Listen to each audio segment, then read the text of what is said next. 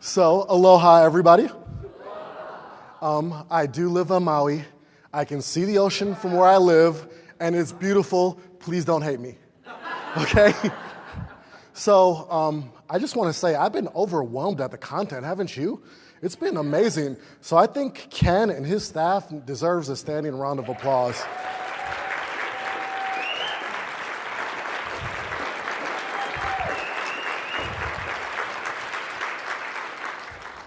So can we cue the slides? So my journey to writer starts at 2 years old. Second grade. Second grade, I was on the playground playing kickball, and this girl kicked the ball farther than me, and I was in love. And I was like, whoa, she's amazing. And I wanted to tell her, but I didn't know how to. So that's when my journey to writer started. I wrote her a letter. The grammar wasn't good. The words probably didn't make sense, but I made up for it in stick figures. And she saw that, and she loved it. And growing up, that's what I would do. I would write. I'd write songs. I'd write books. I write everything. About 6 months before my 18th birthday was actually where my dream to be a writer got paused. Because of some stressful situations at home, some physical and mental abuse, I was forced out of my home at 17, and I was homeless. I lived on the streets. I lived on friends' couches. Wherever I could find a place to stay, I was homeless. Now, I knew that if I was going to overcome that situation, I had to quickly grow up. And so I got a job at Burger King, and I got a second job and a third job. And I would go and work these jobs. I would do high school, and it was too much. And when something had to go, I had to survive. So what ended up going was high school. And at 17 and a half, I dropped out of high school. And as I was walking out those doors, as I talked to the principal, I can just see my dream of being a writer dying right there. But it was a stressful time, but it wasn't all bad. It just so happened that at Burger King was where I met the woman that would become my wife. She hated me at first. And she, to this day, she doesn't read what I write. So I'm sure there's writers that can relate to that, right? But we got married the day after I turned 18. We've been married for 17 years now. And she knew that my dream was to be a writer. And if that was going to happen, I had to get my act in gear. And so she had me go back and get my GED, which I did. And from there, that allowed me to get menial jobs. So I had, in the 2-year stretch, I had about 13 different jobs, doing everything that you could imagine, from a cleaning crew to working as a chip guy. Then I eventually ended up as a bread guy, as Ken alluded to. And I did that for 12 years. I woke up at midnight, between midnight and 3 a.m., and I got out there, and I was one of those guys that you saw stocking on the floor, and you're trying to get in his way and get the bread and stuff. Yeah, that was me, and we're all thinking, get out of here. That's what we think. So I did that for 12 years. Now, this technically was my business. It was a franchise sort of situation. And at 19, when I started this, it was great money, $55,000 a year. I thought I was rich. It was like the most money I made in my life. And so, as you can imagine, I started buying toys. I bought some nice cars. We had eventually owned 2 homes. I had Xboxes and Ataris and everything that you could think of. And because I didn't understand how to manage a business, the business quickly became in debt. And that debt just kind of snowballed and snowballed and snowballed over the years. And come 2011, we were $180,000 in debt, and it was rough. Because of the bad habits that I had picked up at this job, I was 170 pounds heavier than I am now, of always eating at midnight, fast food. And it led to all kinds of fights and all kinds of problems in our marriage. And in 2011, we ended up separating. I moved and I lived with a friend.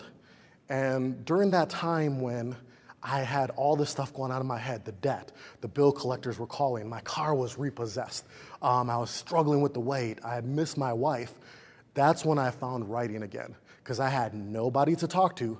And so I sat down for that entire summer 2011, and I wrote everything that I had been thinking about for 15 years, just came out, it just came out of me. And at the end of that summer, I looked down, and I had 30,000 words. And these were words that I wrote out by hand, by the way. This was old school. Now, today, my handwriting sucks. And I saw that earlier today when Ken had us writing by hand. But I didn't touch computers. I didn't touch the internet. I didn't understand I wasn't even on Facebook until the end of 2011. I was a blue-collar guy who worked with my hands. And I wanted to figure out how to do this. And it just so happened that year, I ended up seeing the story of a woman named Amanda Hawking. So if you're a fiction writer here, Amanda should be your hero. She was a 19-year-old CNA from Minnesota. She had written 8 books, and she tried to get an agent, she tried to get a publisher, but nobody would publish her. And she decided to self-publish through Amazon in 2011. And in an 8-month stretch, she sold 1 million copies of her books. And Random House came and gave her a $2.5 million deal. And I'm reading her story, and she's from Minnesota. I'm from Wisconsin. I said, hey, maybe I could take these words and put it into this ebook thing. And I don't have to sell 1 million copies like Amanda. I just got to sell 10,000. 10,000 would be enough to quit this job and to start this going. So I was excited. This ebook thing, great. I didn't have a website at the time. I didn't have a presence. It was about $900 to put all of this stuff together. I didn't even have that. So to make the money for my website and to get my book done, I cut my neighbor's grass, I washed cars, I did whatever menial job I could to get that $900. And the day that I did was one of the happiest days of my life. And so I got a professional website up, I got this book up. My first book was called Tales of the Everyday Working Man and Woman. And I put this book out here, and so many family and friends had said, when this book comes out, I'm gonna buy it. And I thought, man, I'm gonna get like at least 100 sales, because all these people, all the bread guys, everybody, my mailman would come to deliver my mail, and I'm like, hey dude, I got a book coming out. He's like, great, here's your mail. Okay, cool. And I was excited. So the day that the book came out, I ran home, I logged onto Amazon, and can you guess what I saw? Big fat 0. It was depressing. And I thought, well, maybe Amazon just doesn't update their results in real time. So I was checking every hour, and the number was still 0. And it was depressing. And after a couple days, it was really getting depressing. It was really getting frustrating. I felt like I was just going to explode. And after months, when I had only sold 3 copies, 3 of them were to friends, and I bought 2 copies. One of those friends, he's actually here in the room. He's back there. His name is Shaka. Wave your hand, Shaka. So he came all the way from Wisconsin to see me. Yes.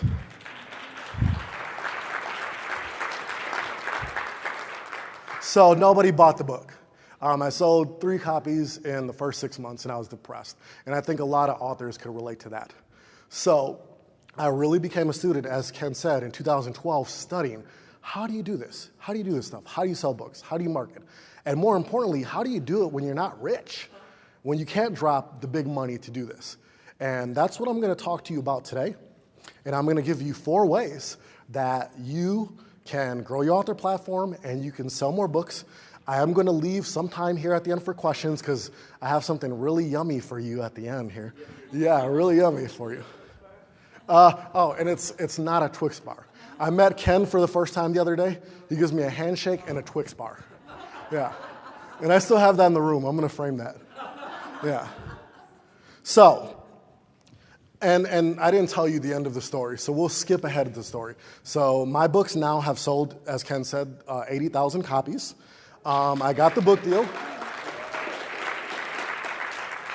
My second self-published book was picked up by a publisher. They bought the book, and that's became this book right here. It's called Are You Living or Existing? 9 Steps to Change Your Life. And these were the 9 steps that I used to get from where I was to where I am now. And it's just very practical stuff. And one of the most special moments in my life was my grandfather. He's 86 years old. He never touched his computers, but he was a book lover. And so he would always give my brother and I a book for every one of our birthdays. And when I told him I had an ebook published, he's like, you got a book? I'm like, yeah, Grandpa, I'm an author. And he's like, where's your book? What store? And I'm like, it's on the computer. And he's like, that's not a book. I'm like, Grandpa, it's a thing now. And so he didn't touch computers, so he never read it. But in May of 2013, when this book came out, and it was in Barnes & Noble's, I walked with my grandpa, I picked him up, and said, hey, let's just go out and hang out.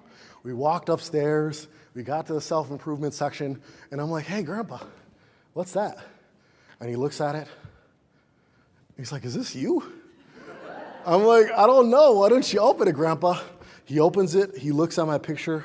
He looks at me. He looks at it again. He just starts crying.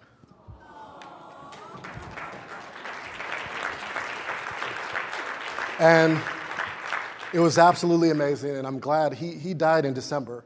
So I'm glad he got to see it. So let's get to the 4 ways. Number 1 is one that has been talked about today, and that is social media. Selling your book on social media. The thing about social media, though, is, and I don't think I need to tell you this, the organic reach has gotten smaller and smaller. You post something, and it's estimated that somewhere between 2.71 and 15% of people see your stuff. Nobody sees it. And if this is your personal page, like where you have friends and stuff like that, they only want to see your book so much before they get sick of it, right? Like, they don't want to see your book anymore. So social media is a way to promote your book. If you have a fan page, Facebook fan page, that's even better because people have liked that. They've given you permission to talk to them about your book. Not spam them, but they've given you permission. So one thing that I have seen really recently with social media that's a pretty cool tool, it's a tool called Heyo Cart. So Heyo Cart, and it allows you to put an ad, a free ad, on your Facebook fan page. And at the end, you say, hey, if you're interested in this, hit buy. And if they type buy in the comments, it takes them right to a buy page where they could buy it instantly. And I have tested this out, and I saw a conversion rate of, it was 46%, which was pretty good. And I know other authors are seeing, even authors with bigger platforms are seeing better results testing this out. So Heyo Cart is one option. But social media in general, as you know, these companies are all publicly traded companies now. So if you are going to reach people on social media, you're probably going to have to pay for it. That's just how it works. They have to make profits now. So social media, you know about. The second one is podcast. So I'm not going to hit on this too much because, as you heard, Mr. Jimmy Burgess is going to give a session on this. He is the expert. And besides the good content he's going to give you, he's an attractive man. So you're going to want to go and hear that just to see him. And Jimmy's the expert on this. But I will say that there are podcasts that have more listens than radio shows now. This podcast that I just showed you on the screen, Smart Passive Income, it's a podcast. It's in my niche. It gets 5 million downloads a year. I was on this show in January. Since January, since I was on the show, I've had 30,000 people come to my website. I've had 2,000 people opt in. I've sold 3,000 books from this one appearance, and I have a whole bunch of people in social media just from this one appearance on this one podcast. Does it happen like that all the time? No, that's not typical, but it does happen. When you get on a podcast, they give you all the links. As you can see right there, they give you all the links to all your stuff, all your books, your website, all that good stuff. And it's just a great way to get exposure. Now, this was a really big podcast, and it's a little bit hard to get into. And as Michelle alluded to, I won't turn down a podcast interview. I did a podcast with my friend Shaka where the podcaster told us she had one listener confirmed. We were still in her studio doing that interview, having a blast. And if you want to know why, go on YouTube, search for Gary Vaynerchuk has a video called 1 is Greater Than 0. And I watch this video like once a week to remind myself. And he starts that video off by saying, it amazes me how many people think that they are bigger than they actually are. And he said, before you get to some of the biggest stages in the world, you have to do 50 little stages. He said, before I got on Oprah, I did podcasts that had 27 views, 37 views, 50 views. So before you get to the big ones, you got to put in your dues. So if you want a little motivation tonight, go watch that video by Gary Vaynerchuk, 1 is Greater Than 0. So podcasting is a great way to sell your book. It's a great way to get exposure to an audience, and Jimmy's probably going to teach you some more advanced stuff on how you can actually get people to click over to specific pages and buy your book. So the third one is a little bit piggybacking off of social media, and this is Facebook groups. Now, the organic reach of social media is not that high. However, Facebook has not limited the reach of Facebook groups. 100% of the people in the group can see your post if they have their notifications turned on. So you can start a group. It could be your book's name. It could be a topic in your book. It can just be a general topic that's close. And you can build this group up. It's an engaged community. You're talking about different things. You're adding value. You're connecting with people. And you build that group up. And every now and then you remind them, hey guys, guess what? My book's out there. You want to go take a look at it? And I have friends, I have clients that have groups that have over 10,000 people, and once a week they'll just go in there and post their book, and that's how they make all their book sales, just from Facebook groups. So it's a really great strategy. And this fourth one here is where we're gonna spend a lot of our time. So I saved the best for last. So how cool would it be if people came to your website and they saw the Huffington Post, they saw Entrepreneur Magazine, they saw Gordon's leadership blog, they saw a large website there, right? When it comes to social proof, nothing beats those names. Because somebody might not know that podcast that you're on, but guess what? They know the Huffington Post. I told my mom that I was on Pat Flynn. I told her that I had guest posted from Michael Hyatt. I told her that I had done all these things that were pretty cool to me. And she's like, who? And then when I told her, I'm like, Mom, I got an article in the Huffington Post. Huffington Post? You're in the Huffington Post? And she's calling everybody, my son's in the Huffington Post. She understood the name. It's the prestige that's attached to it. And actually, writing for the Huffington Post is going to be easier than a lot of other things. And I'm going to show you how. So, when it comes to large websites, the reason why you can do this is because of the sheer amount of content that they put out there. So I am an editor at a website called The Good Men Project. We put out 32 posts a day. We get about 8 million unique visitors a month. It's a pretty big website. Now, to put out 32 posts a day, it takes a lot of content, a whole lot, where sometimes we're scrambling to find content to fill slots. Now, we put out 32. The Huffington Post puts out 3,000 posts a day. Yahoo puts out 5,000 posts a day. That is a lot of content to put out. And so they are always looking, and they are always looking for good content. The Huffington Post has 850 editors, and those editors are always looking for good content. Now, what is good content? Good content is something that works on their site. I've talked to several people yesterday and today, and they said that it seems like it's really hard to get in there. And the reason why it might seem hard is because the way that we do things is we'll write an article, and it might be a great article, it might be one of the best articles out there. And then we'll say, okay, where can I send this article? And right there, you've just lost. The content that gets picked up is the content that works on that site. You have to write for that website. If you write a post that's great and it might be good for your blog, it doesn't mean it's good for the Huffington Post. It doesn't mean it's good for the Good Men Project. It means it's good for you. So to get your start, you should target websites specifically. Where do you want to write for? Do you want to write for the Huffington Post? Do you want to write for Entrepreneur Magazine? And that's the one that I had queued up. You start there, you go to the site, and you get a real good feel for the content. I always tell people this is a two-pronged process. Your first goal is to get in. Then after that, you can write about whatever you want. Because after you're in, they give you a Blogger account where you can log in there all the time and post about whatever you want. And initially, people are like, well, I have to write about my core message. I have to write about leadership. I have to write about mindset. I have to write about this. No, you have to write about whatever is popular enough to get you in there. Once you're in there, then you can write about whatever you want. So the best thing that you can do is go to the site and look at the popular post. Those posts are popular for a reason. That's what their audience responds to. That's what they like. You scroll through the popular post and you get a good feel for the content. What is popular? Why is it popular? And you're gonna get an idea when you go through the popular posts about what you're gonna write about. It might be related to your message, it might not. It doesn't matter, you're just trying to get in. So once you go to the popular post, you get an idea of what you wanna write. The next thing you do is you have to figure out who am I going to send this to. So every website has like a staff or about us page. You go to that page, you look at their editors. What sections are they writing for? So where is your article going to fit? If it's going to be in social media, who's the social media editor? If it's going to be in leadership, who's the leadership editor? But figure out who that person is. And then you go to Connection 101, as we heard in the first session. You take that editor's name, you throw it on Huffington Post.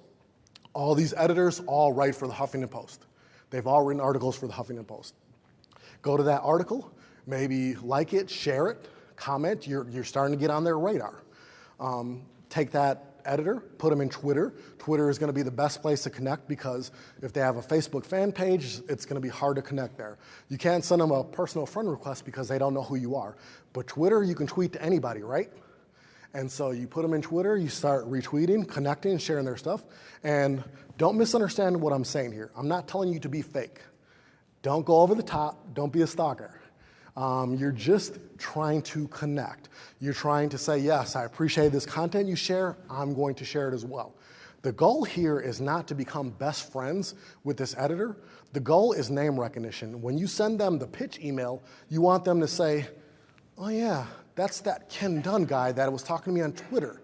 Yeah, okay, I know who he is. It's going to go a long way farther than actually sending a cold email to that person. So Connection 101, start connecting with the editor a little bit, start sharing their content. Once you do that, in this process, you're going to be writing the article. By now, you should have got a really good feel for the content. You're going to write something. And I'll tell you, at large websites, what you see a lot of is listicles, right?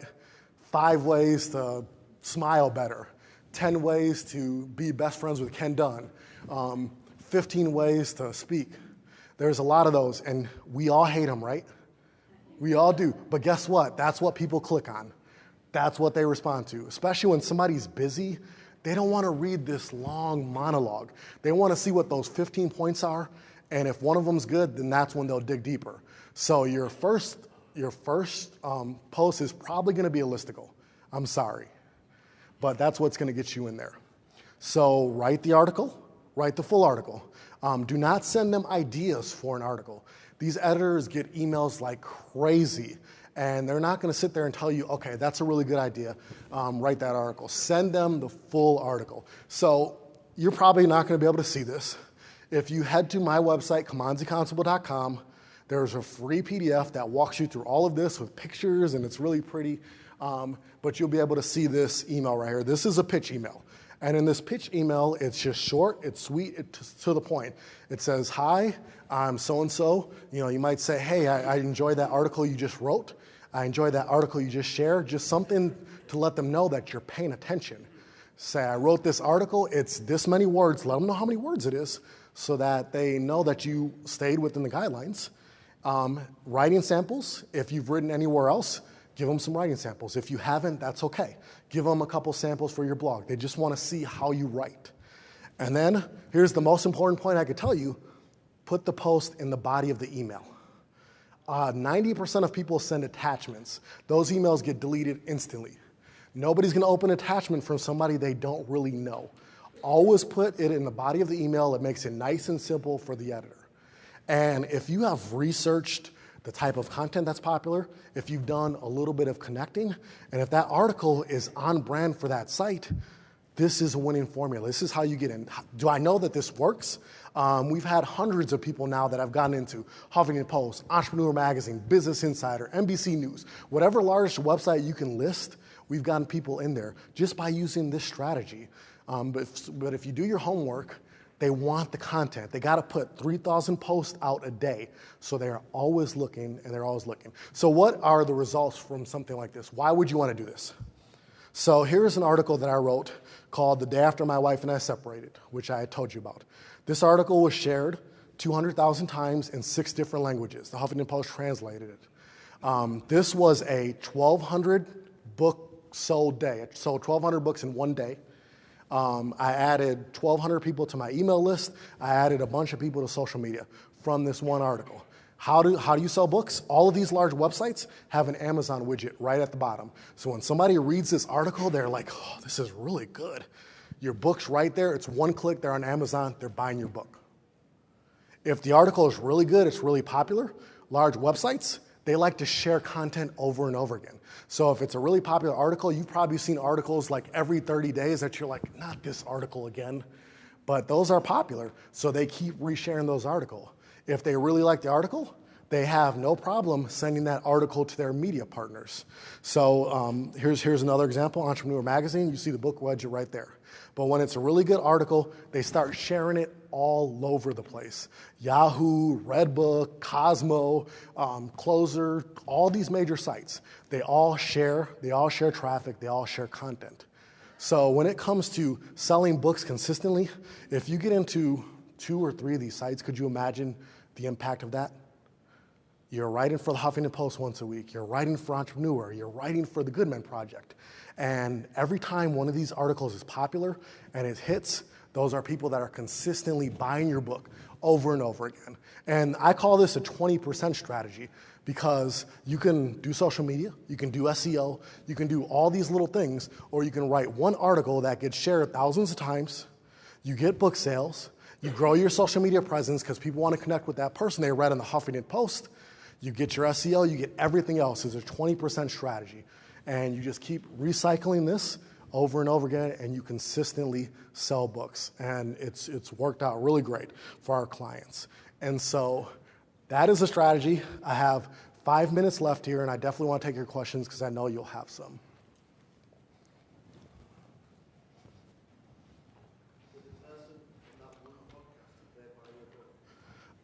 I think they did buy the book. Kimanzi, you talked about being this great writer for Huffington Post. There's a million people trying to get articles into Huffington Post now, so it's not as easy as it might sound. What are the best places for somebody to start if they want to start writing, and where should they go first? Most people that are trying to get in there, they'll submit something to like an online submission portal. So this is where you submit ideas, this is where you submit articles. That's where a Huffington Post editor told me that they have some like 13,000 submissions a day. When you submit directly to an editor, a person, you're cutting through all of that. And you're decreasing their odds because while everybody's over here submitting to the submission portal, you're talking to a person. So you're going to get a quick yes or no.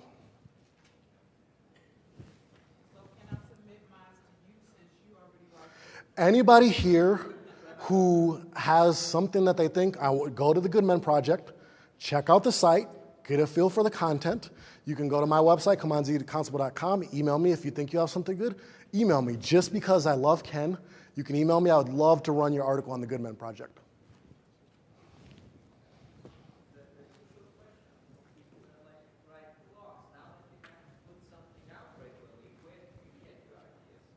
Where do I get my ideas? Well, I always keep a roving list on my iPhone of ideas for articles. When I'm editing articles, I edit a lot of articles every week. I'll see something that will jump out at me, and I'll borrow it. When I'm reading somewhere, I'll see ideas. When I'm out and about, there's ideas everywhere. Kind of a 201 strategy is creating a content calendar. So there's 2 ways to create a content calendar. Number 1 would be themes. So you look at the rest of this year and say, okay, June is going to be Mindset Month. July is going to be Leadership Month. August is going to be whatever. Whatever your topic is, you look at the main themes in that topic, and you make that month that idea, and you write about that all month. The other idea is the one that I use. It's called the life cycle of your ideal reader. So you take your ideal reader, you take where he is and where he wants to be. So if it was me, a miserable bread guy who hated life, but he wanted to be living in Hawaii, living this great lifestyle. Now, how does he get to these 2 places? And more importantly, what questions is he going to have coming from here to there? And that's what your content ends up becoming. So post 1 would be, he has to realize what's going on. So it would be something like 5 ways your job sucks, right? And then post 2 might be something about dealing with the finances. And post 3 might be something about dealing with the relationships. And you kind of just take him through the life cycle of where he's going to where he wants to be. And by doing that, people read the content and they're like, crap, does this guy know me? and it's a really good content strategy. So having a strategy like that really just helps keep things in check. Two questions.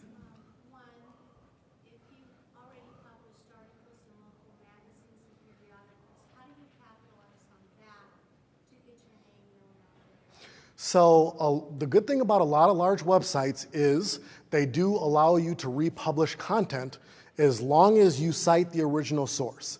So you can have an article that you posted on your blog, you post it on some magazine, you can go post that in the Huffington Post, but at the bottom it has to say this article originally appeared on whatever, wherever it came from. Now think about that. If you publish it on your blog and publish it on the Huffington Post, that's an inbound link right in the article, right? And for those of you who I've talked to that are extremely busy, republishing content might be a good way for you just to kind of cut some of that time down. The second question, normally it's 700 words. Is there a size of article? How many words? This isn't scientific, but from what I've seen thousands of articles, it seems like 800 words is like the perfect range.